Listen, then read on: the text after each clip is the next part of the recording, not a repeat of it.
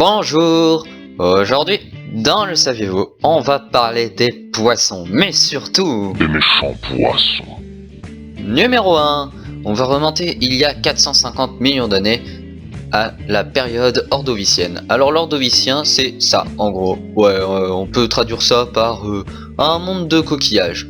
Surtout, ce qu'il y a à savoir sur l'ordovicien, c'est tout simplement que sur Terre, il n'y avait pas de vie animale, ni de plantes. Toute la vie et toute la végétation se déroulait. Bon, l'ordovicien, ça se situe juste ici. Et le plus grand prédateur de l'ordovicien, c'est lui, le nautiloïde orthocère. Alors qu'est-ce que c'est? Eh bien c'est tout simplement un calamar géant, puisqu'il pouvait atteindre les 6 mètres et peser un peu plus d'1 tonne. Donc je vous laisse observer sa magnifique tête sur les images. Alors pour vous raconter quelques petites anecdotes sympathiques sur lui, eh bien tout simplement il avait tout le temps faim, il mangeait tout ce qu'il y avait sur son passage. Donc ça c'est bien dégoûtant, mais c'est un ingénieur, puisque à l'ordovicien le moteur à propulsion existait, c'est lui qui l'a inventé. Alors je vous explique pourquoi je dis ça, eh bien c'est tout simplement parce qu'il avait un petit tuyau qui balançait de l'eau et qui lui permettait d'avancer. Surtout en arrière, il allait très vite puisqu'il allait plutôt lentement en avant, mais il se déplaçait uniquement grâce à ça. C'était pas qu'il nageait avec ses tentacules, donc ça lui permettait d'aller plutôt vite. Et également dans sa coquille, c'est une chambre en réalité remplie d'air, ce qui lui donnait un aspect un peu de sous-marin, puisqu'il pouvait remonter à la surface ou au contraire descendre dans les fonds marins en variant la quantité d'air présente dans sa coquille. Numéro 2, on va aller dans les eaux du Dévonien. Alors le Dévonien, c'était il y a 360 millions d'années, et le plus gros prédateur du Dévonien, c'est le Dunkleosteus. Donc aussi un beau bébé quand même, puisqu'il pouvait faire 10 mètres et environ 5 tonnes. Et il fait partie de la famille des poissons qui avaient une armure de plaque. Et oui, littéralement, regardez, vous pouvez le voir sur la petite photo en bas à droite. Sa tête n'est pas de la même couleur que son corps, et bien c'est parce qu'il a une armure de plaque à cet endroit. Et sa puissante mâchoire lui permettait de manger toutes les armures de plaque de n'importe quel poisson qu'il y avait à cette période, ce qui fait de lui le plus gros des prédateurs, et également un cannibale. Bah oui, il pouvait briser n'importe quelle armure, du coup ça l'empêchait pas de briser les armures des autres Dunkleosteus. C'est pas très gentil. Numéro 3, on va parler des mers du Jurassique. Donc le Jurassique, c'était il y a 155 millions d'années. Alors je pense que vous connaissez tous à peu près cette période, au moins de nom. Et pour ceux qui ne connaissent pas, bah, c'est tout simplement l'âge d'or des dinosaures avec le Crétacé. Donc vous connaissez certainement le Jurassique, mais vous ne connaissez pas le Liopleurodon, qui était la terreur des mers à cette période. Donc vous pouvez voir qu'il était très moche, il a une bonne tête de méchant, et c'est normal puisque lui aussi il était cannibale. Une de ses facultés était qu'il avait un cou très musclé, ce qui lui permettait de dévorer ses proies, même les plus gros poissons, même ceux qui étaient plus gros que lui.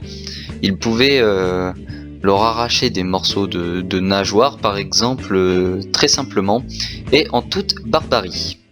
Après, au sujet des Liopleurodons, il y a des gens tels que Nigel Marven, je pense que vous le connaissez. Si vous connaissez pas, tant pis pour vous. Et Nigel, eh bien, il dit que les Liopleurodons, ils faisaient 25 mètres et pesaient 150 tonnes.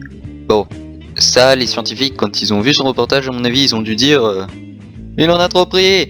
Oui, parce que le plus gros squelette des Liopleurodons qu'on a retrouvé jusqu'à aujourd'hui, c'est de 12 mètres. Et on pense pas qu'il pouvait faire plus de 7 tonnes. Donc Nigel, je sais pas ce qui t'est passé par la tête quand t'as sorti ça, mais bon, je t'aime bien quand même. Numéro 4, on va parler des eaux du Crétacé. Donc on est 75 millions d'années avant notre ère, et le maître des océans, c'est lui, le mosasaure, enfin les mosasaures plutôt. Et il pouvait atteindre jusqu'à 17 mètres et peser seulement 1 tonne, ce qui fait de lui le plus léger de ce top 5. C'est plutôt pas mal. Bon, je vais vous apprendre quelque chose, vous savez quoi? Lui aussi, c'était un cannibale. Ensuite, on pouvait dire tout simplement qu'il était rapide, et c'était une de ses facultés, c'est tout simplement comme il était bien léger aussi, il se déplaçait très vite.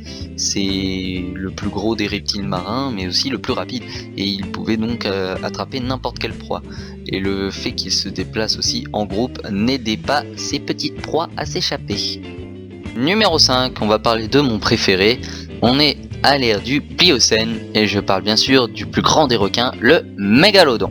Alors le mégalodon, il était très grand et très gros, puisqu'il pouvait faire jusqu'à 17 mètres et peser jusqu'à 70 tonnes, ce qui est énorme, et ce qui fait de lui également le plus gros requin, et le plus gros poisson je crois même, qui a été sur cette terre. Bon, c'est l'ancêtre direct du grand requin blanc, mais il est beaucoup plus gros que lui, vu que le grand requin blanc, le plus grand qu'on a vu, il faisait 6 mètres, et ça c'est la taille d'un mégalodon quand il a 3 ans. Et pour vous dire la taille, on peut aussi vous montrer 2 petites photos. Voilà. Donc je vous laisse réfléchir sur ces 2 photos là, et vous imaginez la taille du requin. C'est déjà la fin de cette vidéo, alors je vous invite tout de suite à vous abonner à la chaîne, à me laisser un pouce bleu et à me dire en commentaire quel a été votre monstre préféré durant cette vidéo. Ça me ferait plaisir, et sinon je vous invite à laisser un like sur ma page Facebook, et je vous invite également à me follow sur Twitter. Comme ça vous pouvez voir l'avancement des vidéos, et également vous pouvez voir mes petites conneries que je marque de temps en temps. Sinon vous pouvez me contacter, me donner des idées de vidéos, des idées de sujets, ou tout simplement me dire quel point je dois améliorer. Et sinon, dites-moi tout simplement ce que vous pensez de mes vidéos, histoire que je sache où aller pour vous faire plaisir. Allez, salut tout le monde!